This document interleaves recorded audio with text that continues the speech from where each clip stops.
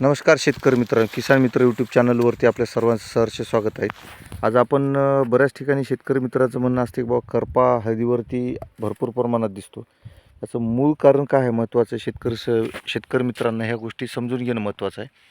तर शेतकरी मित्रांनो, आता अशा पद्धतीनं आपल्याला झाडकंद वगैरे पाहायला मिळतात. हे झाड उपटाय भाऊ असं उपटायला पूर्ण उपटा तो बंच बुंदा धरा पूर्ण धरा दोन्ही याच्यामध्ये.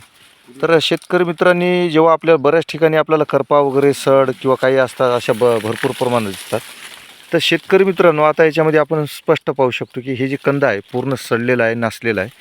ह्याच्यामध्ये जे सड जी लागलेली असते ह्याच्यामध्ये पांढऱ्या मुळाची कमतरता आणि याला धरायला आणि ह्याच्यामध्ये जे आपल्याला बऱ्याच ठिकाणी काय असते की सडीसाठी आपल्याला औषधं बऱ्याच प्रमाणामध्ये आपण दुकानदाराच्या मनावर किंवा एखाद्या कुठल्या कंपनीच्या रिकमेंडनुसार आपण वापरत असतो. शेतकरी मित्रांनो, ह्याच्यामध्ये भरपूर प्रमाणामध्ये अगोदर सड लागलेली होती आणि नंतर आपण शेतकरी मित्रांना सडीसाठी वगैरे औषध दिलेले आहे आणि ह्याच्यामध्ये मुळा पण वाढीसाठी दिलेलं आहे. तर आता आपण पाहू शकतो की ह्याच्यामध्ये हे सूक्ष्म मुळा वाढलेले आहेत.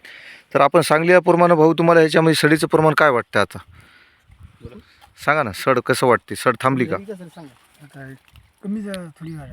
कमी वाटायला ना. तर आता शेतकरी मित्रांनो, ह्याचं मेन मूळ कारण असते आपल्याला पानांवरती सड किंवा आपल्या पानावरती जो करपा दिसत असतो. हे मेन मुळात जेव्हा आपल्याला कंदाला सड किंवा खालून जे मुळं असतात ह्या डॅमेज पडत असतात आणि अशा पद्धतीने सड लागल्यामुळं होणारं नुकसान जे असतं हे आपलं भरपूर प्रमाणात होत असतं.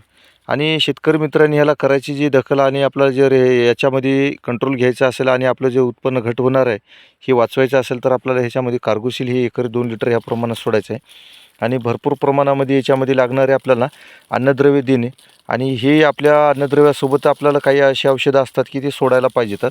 तर तुम्हाला अशीच नवीन नवीन व्हिडिओ आणि माहिती पाहण्यासाठी तुम्ही आमच्या चॅनलला फॉलो करा आणि सबस्क्राईब करा. शेतकरी मित्रांनो, तर ह्या ज्यावेळेस हळदीला सड होती जास्त प्रमाणामध्ये, आता ही सड थांबून आपण ह्याच्यामध्ये नवीन फणी आणि शेंगाची पण ह्याच्यामध्ये लागण पाहू शकतो की किंवा हे कशा पद्धतीने निरोगी दिसत आहे. तर ह्याच्या अगोदर ही जुन्या जे शेंगा होत्या ह्या झाडाच्या ह्या अशा पद्धतीनं खाल्लेल्या होत्या आणि ह्याच्यामध्ये हे सडीचं प्रमाण भरपूर होतं आणि ह्याला मुळाची कुठलीही डेव्हलपमेंट नसल्यामुळं झाडाला कुठलंही औषध हे इफेक्टिव्हली काम करत नसतं. तर अशा अवस्थेमध्ये तुम्ही ज्या लागणाऱ्या गोष्टी आहेत ते देत चला आणि माझा नंबर सेव्ह करा 9570 00 3666. धन्यवाद मित्र.